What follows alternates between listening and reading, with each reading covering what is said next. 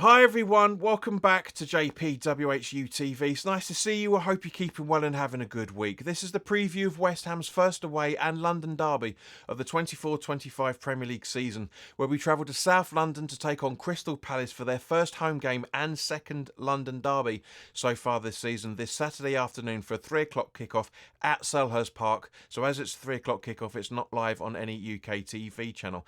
But as always guys, this video is sponsored by the channel sponsor 3retro.com.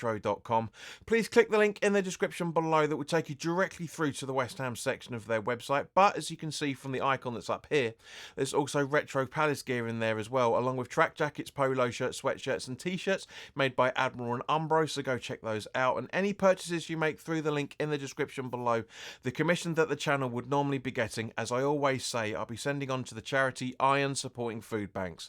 They're based in the Newham area and they're helping those in the Newham area and the Essex County and further afield for that matter, as they're currently supporting over 70, probably over 80 food banks by the time of this recording. So guys, go grab yourself a really nice retro shirt. You'll be saving yourself a few quid in comparison to the club shop or your respective club shop if you're a Palace fan, and you'll be helping those the less fortunate than you and I. But if you want to make a donation directly to the charity but you don't want to click the affiliate link and make a purchase that way, just above the affiliate link is their Just Giving Fund link. So by all means click that, make a donation, £1, £2, £5, whatever you can afford. Believe me guys, every single penny helps in these very, very difficult times for a lot of people.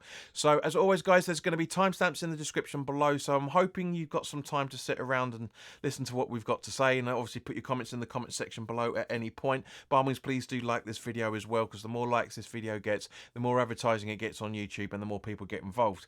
But yeah, let's start off by talking about the officials. The referee for this game is Rob Jones. His assistants are Ian Hussin and Neil Davis. On fourth official there is Andy Davies. On VAR we have Paul the Tyrant Tierney, and the VAR assistant is Wade Smith. So it's a mixed bag there, pretty much, sadly. But our last 6 games when we played at Selhurst Park in the Premier League, we've won 3, drawn 1, lost 3, scoring 13 and conceding 16. And the last time out, as we remember, towards the end of last season, we lost it 5-2. Now, of course, in terms of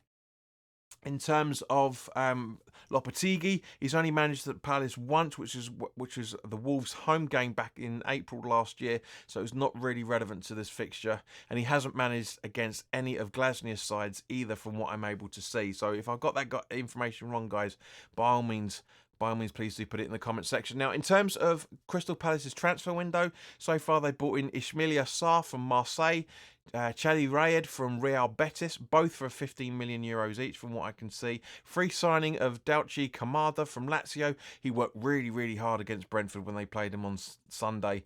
And also, for that matter, they promoted David Oza, I think he pronounced that, from their under-21s. They've also sold Elise to Bayern Munich for £53 million, and also loaned out Raksay, I think he pronounced that, to Sheffield United.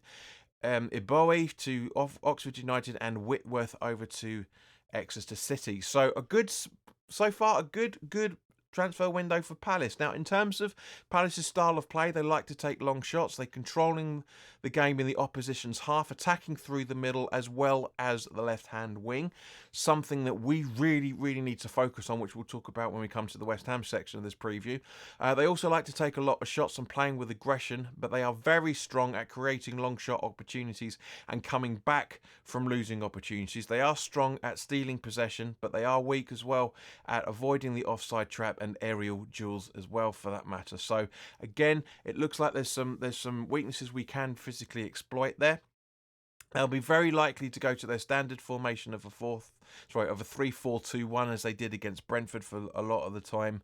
So I think the very sort of like the 4-2-3-1 that we like to play and that can convert into a 4-3-3 could exploit those weaknesses of those fixtures. Now, in terms of the weaknesses of the Palace formations. Now, in terms of injuries, Olivieri, I think you pronounce that, is out with a chest injury until around about the middle of September, and Decore is out with what looks like a strain and is 75% chance of returning for this game. So pretty much Glasner's got quite a full squad to choose from. Now, players to look out for: Eze, who was really hardly done by, scored a fantastic set-piece goal that was just never going to happen, unfortunately. He is very strong at dribbling and long shots, strong at crossing and free kicks as well as set pieces. Sarr is strong at finishing, as we know. He's a counter-attack threat. He likes to dribble and cut inside and play short passes, but he is weak at stopping the ball and getting into the offside position, and defending as well, for that matter. Jordan Ayew, who likes to play dribbles, plays short passes and crosses and tackling quite a fair bit. He is strong at dribbling and attempting to make headers, and defending as well, but he is also weak at holding onto the ball and is a little bit of a hothead. Edouard, as well, for that matter, is an indirect set piece threat. He plays short passes and layoffs, but is weak at passes and keeping possession. Gueye as well. Although he had a phenomenal Euros, and Newcastle, from, if you believe the gossip columns, Newcastle going in for him left, right, and centre, and just kept getting rejected because Palace know they've got an absolute gem on their hands. But Gueye is hard to score against. He likes to play long balls and dribble the ball. Henderson is a very good goalkeeper, as he is strong at penalty savings and close range shots, and he likes to parry the ball quite a fair bit. But he is weak at long passes, catching crosses, saving long shots, and is a bit of a hot head in terms of disciplinary issues as well. Now, so turning to West Ham. So what do we learn about the first game of the season against Villa? I've kind of intimated it already, right? Palace will be tacking down their left-hand side and our right. Okay. As a result of this, we need that right wing 100% watertight. That's if we'd have had better defending, not just from Soufal, or because I said in the full-time thoughts video, I thought that Bowen was tracking back way too often in that game, way too often. Paquetá was helping him out a little bit. One thing I did forget to mention in the full-time thoughts video was Mohamed Kudus was hands down by a country mile man of the match for the majority of that game. He really, really was. I know why there's an argument for Kilman as well, for that matter. I thought he was a little bit sloppy in a couple of things, but Kudus was like a magnet to those Palace players. Honestly, he had about 2 or 3 people around him at every given point, and 80 out of 90 times he was coming out with the ball every single time. The man is such a genius, such a genius. Now, as I say, so I do kind of feel that we need to reinforce that right-hand side very, very quickly, as quickly as we possibly can. Unfortunately, that does mean dropping Soufal, because we need Wan-Bissaka's one-on-one defending abilities, which we'll come on to in a little while. It's a bit of a spoiler for the starting 11 conversation. But in terms of West Ham injuries, it looks like Alvarez may be back after the international break, which is basically just after the City game, we should say.